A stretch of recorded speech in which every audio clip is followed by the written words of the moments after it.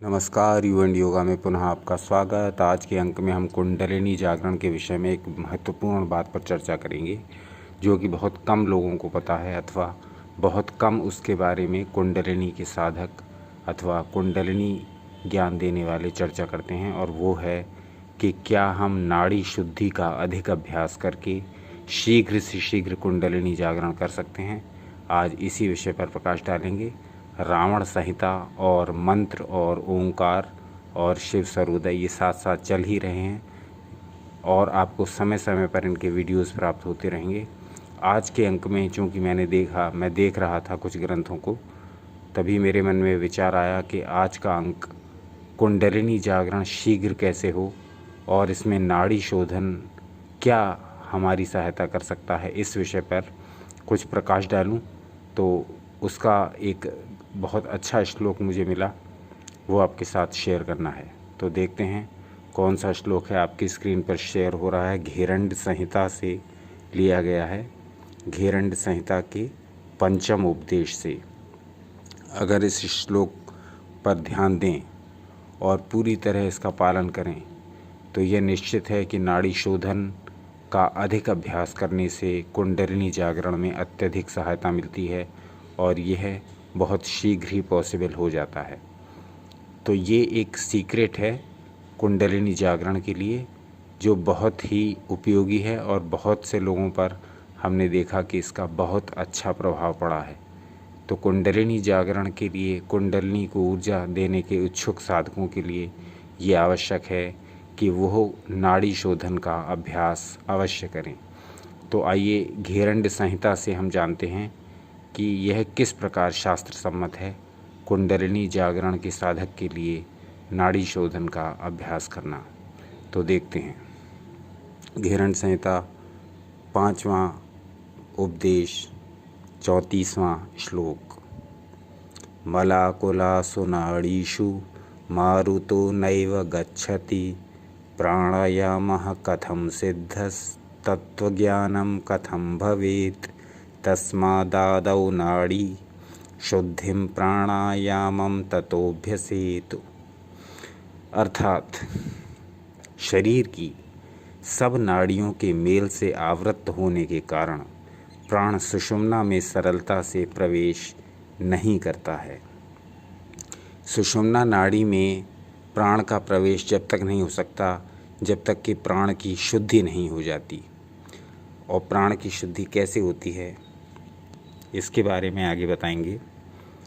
इसलिए प्राणायाम की सिद्धि नहीं होती और न ही तत्व ज्ञान होता है। किस लिए? कि जब तक आपके प्राणों में अशुद्धि है, मल का रुकाव है, तब तक प्राण सुषुम्ना में प्रवेश नहीं कर सकते, और जब तक प्राण सुषुम्ना में प्रवेश नहीं करेंगे कुंडलिनी जागरण की क्रिया संपूर्ण नहीं होगी। अतएव प्रारंभ में नाड़ियों की शुद्धि होना आवश्यक है। इसलिए कुंडलिनी शक्ति साधकों को पहले ही नाड़ी शुद्धि की क्रियाएं कराई जानी चाहिए।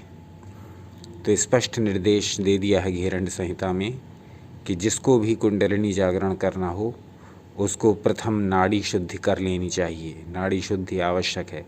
नाड़ी शुद्धि के लिए जो प्राणायाम होता है, जो उसको नाड़ी शोधन प्राणायाम कहते हैं, उसको आप निरंतर करेंगे तब आपको कुंडलिनी जागरण में अवश्य ही सहायता मिलेगी। नाड़ी शोधन के ऊपर YouTube पर बहुत से वीडियोस हैं, या तो उन्हें देख सकते हैं अथवा कमेंट करके बताइए। तो नाड़ी शोधन पर यू एंड योगा पर एक अलग से वीडियोस आपको प्रोवाइड कर दिए जाएंगे। अब देखते हैं आगे क्या कहते हैं। वातक्रम, व्युतक्रम, शीतक्रम, भस्त्रा, अग्निसार, वायुसार, नवली और कपाल भाति इत्यादि क्रियाएं जो कि नेति, धौति, वस्ति का काम करती हैं, वे साधकों को स्वयं वायु द्वारा रेचक, पूरक, कुंभक प्राणायाम रूप से हो जाती हैं। अब इसका अर्थ समझिए। जो भी योग में षटकर्म बताए गए हैं, विभिन्न प्रकार की क्रियाएं बताई गई हैं, वो क्रियाएं जो कि शरीर शोधन के लिए हैं, उनके बारे में कहा गया है कि उनको करने की आपको कोई आवश्यकता नहीं है। उनको करने की कोई आवश्यकता नहीं है, केवल आपको नाड़ी शोधन करने की आवश्यकता है। स्पष्ट कहा गया, वे साधकों को वायु द्वारा रेचक, पूरक, कुंभक आदि रूपों से दी जाती हैं। तो रेचक, पूरक और कुंभक तीनों हो जाते हैं यदि आप नाड़ी शोधन प्राणायाम करते हैं। नाड़ी शोधन प्राणायाम करते समय आपको पूरा ध्यान रखना है कि ये जो वायु हम अंदर ले जा रहे हैं, ये जो वायु हम रोक रहे हैं और ये जो वायु हम छोड़ रहे हैं, ये हमारे शरीर के दोषों को बाहर ले जा रही है और हमारे अंदर ऊर्जा का संचार करती जा रही है। यदि इस भावना के साथ नाड़ी शोधन करेंगे तो अवश्य ही यह कुंडलिनी जागरण में आपकी सहायक सिद्ध होगी। आगे देखते हैं। साधकों को ये चाहिए कि नाड़ी शोधन करते समय वह पूर्ण एकाग्र चित्त होकर के, पूरा ध्यान लगा करके केवल वायु के आने, रुकने और जाने पर ही अपने मन को एकाग्र करें। आगे देखते हैं। ये सारी क्रियाएं जब आप करेंगे तब कुंडलिनी शक्ति में प्रेरणा उत्पन्न होगी, कुंडलिनी शक्ति में जागरण की प्रेरणा उत्पन्न होगी। तो ये नाड़ी शोधन जब आपकी नाड़ियाँ शुद्ध होने लगती हैं तब आपकी कुंडलिनी की ऊर्जा उसको नींद से जगाने के लिए, उसको निद्रा से बाहर लाने के लिए प्रेरित करती हैं और कुंडलिनी जागरण की क्रिया बहुत आसान हो जाती है।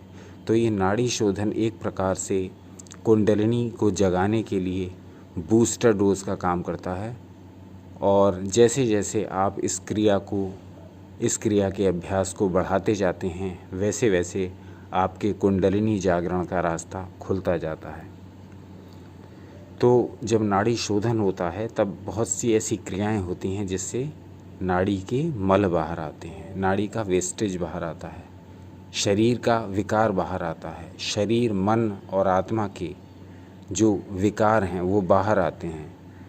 तब विभिन्न प्रकार की क्रियाएं देखने को मिलती हैं, जैसे कुंडलिनी साधक का उछलना, कूदना, चीखना, विभिन्न प्रकार के जानवरों की आवाज़ें निकालना, अचानक ही भागने लगना, बैठे बैठे कूदने लगना। इस प्रकार की जो क्रियाएं हैं वो जब कुंडलिनी जागृत होती है तो वह आपके पूर्व संस्कारों को, पूर्व जन्म के संस्कारों को धीरे धीरे प्रकट करने लगती है। ये सब कैसे होता है?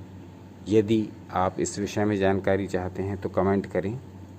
आज के अंक में यहीं तक हमने ये देखा कि किस प्रकार से यदि हम नाड़ी शोधन प्राणायाम का निरंतर और नियमित अभ्यास करें तब हम ऊर्जा के उस सोर्स कुंडलिनी को अवश्य जगा लेंगे जो कि समस्त साधनाओं का मूल है। चाहे आप योग साधना करते हों, चाहे आप स्वरयोग साधना करते हों, चाहे आप ध्यान साधना करते हों, चाहे आप किसी मंत्र की साधना करते हों, चाहे आप किसी नाद, लय या जप योग की साधना करते हों, लेकिन हर साधना का जो एक मूल लक्ष्य है वो मोक्ष की प्राप्ति, और वो प्राप्ति जब हो सकती है जब कुंडलिनी जागरण आपकी क्रिया संपूर्ण हो जाए। और कुंडलिनी जागरण में सर्वाधिक मददगार है नाड़ी शोधन, जो नाड़ियों की शुद्धि करके, प्राणों की शुद्धि करके, प्राणों को सुषुम्ना में प्रवेश करवा के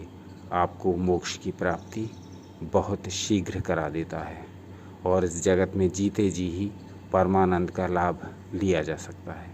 तो आज का अंक यहीं तक। आज के अंक में जो भी कमी रह गई हो, जो भी पूछना हो, जो भी जिज्ञासा हो, जो भी आपके प्रश्न हों, वो सब कमेंट बॉक्स में लिख करके बताइए। आपके लिए निरंतर लाते रहेंगे। अब कल रावण संहिता से एक एपिसोड आपको देखने को मिलेगा। देखते रहिए आपका चैनल, आपका अपना चैनल यू एंड योगा। अपना अनमोल समय देने के लिए बहुत बहुत धन्यवाद।